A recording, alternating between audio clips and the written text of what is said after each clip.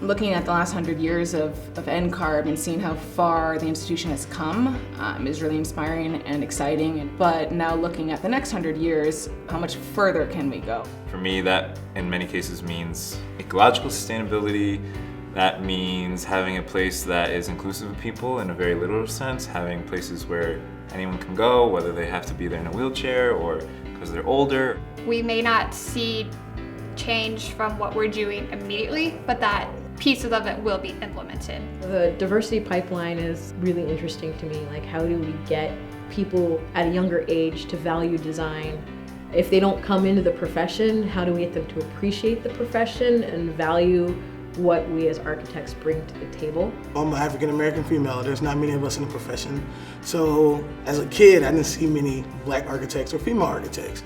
So it's just good to see that representation of yourself in the field that you want to be in and let you know, hey, I can go further and further and further. There will be architects that are specialized in building information technology. There will be architects specialized in virtual reality or augmented reality. In my mind, the architect will evolve beyond just designing buildings, but also designing experiences, which could be digital or it could be obviously in the real world.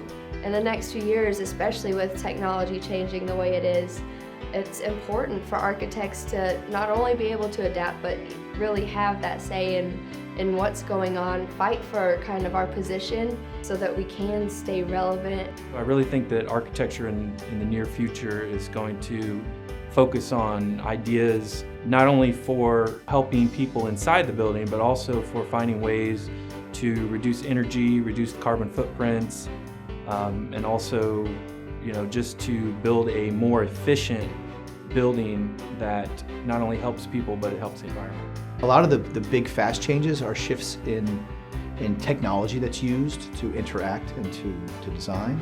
And I think in the next 5 to 10 years, we need to focus a bit more on where that's going and really start training young students for the kind of next generation of ideas and thinking. I think it's important to give back and help others who are also on this path that's similar to you. So it's about sharing and giving back that legacy of knowledge to the next generation, to your own peers around you, so that in the public's eye, we're more trusted, we're more honored as a profession altogether.